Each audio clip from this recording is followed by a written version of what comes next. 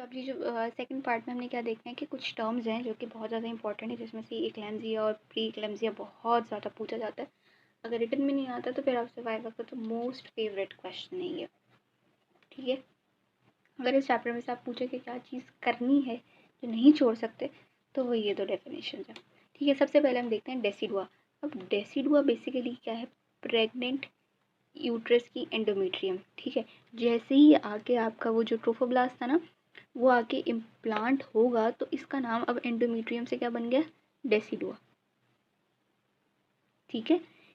या तो फिर आप ये भी कह सकते हैं कि एंडोमेट्रियम आफ्टर इम्प्लांटेशन। तो अगर आप कहीं पे भी डेसिडुआ का वर्ड देखें, जैसे डेसिडुआ बिजालिस या इस तरीके से, तो समझ जाएं कि उस वक्त इम्प्लांटेशन हुई हुई है, ठीक है। यहाँ तक की बात खत्म हो गई, इतना कोई रॉकेट साइंस नहीं थी।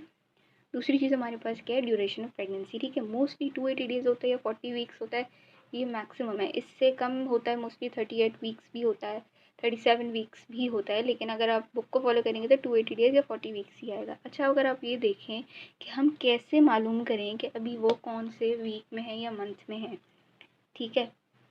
तो उसके लिए आपको क्या करना पड़ेगा, उनसे पूछें कि आपका जो लास्ट मेंस्ट्रुएशन था उसकी डेट क्या है, ठीक है। अगर वो उनको याद है, मोस्टली याद होती है वुमेंस को, तो उस दिन से लेके जिस वक्त में वो हैं वहाँ तक आप काउंट कर लें, तो आप बता देंगे कि वो किस जेस्टेशनल वीक में है या किस जेस्टेशनल डे चल रहा है उनका, ठीक है। आई होप आपको ये बात समझ आई होगी।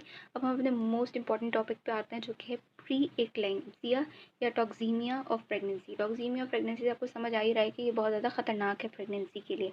अच्छा, सबसे पहले इसको जो लिखा हुआ है अभी फ़िलहाल इसको छोड़ें, ये बात ध्यान में रखें कि प्री एक्लैम्सिया क्या कंडीशन है। ये बेसिकली उन वुमेन्स में हम कहेंगे जो कि प्रीवियसली बिफोर मतलब प्रेगनेंसी नॉर्मल थी, ठीक है, कोई बीमारी नहीं थी उनको।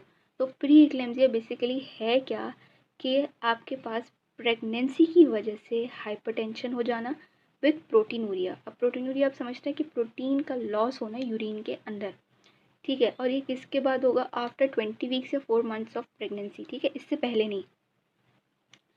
आपके पास एक वुमेन है, ठीक है, उसके अंदर हो गई pregnancy induced hypertension and proteinuria.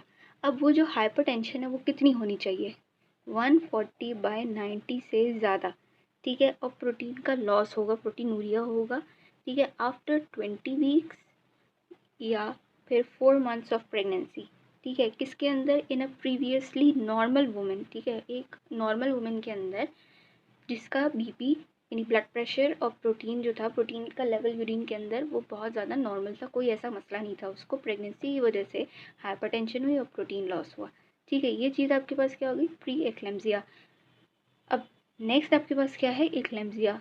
अब एक्लैम्सिया ज़ाहिर प्री एक्लैम्सिया के बाद ही होगा, तो इसमें आपके पास क्या होगा कि ये दोनों चीज़ें तो होंगी ही होंगी, साथ में कन्वर्जेंस भी आ जाएंगे, मतलब फिट्स पड़ना शुरू हो जाएंगे।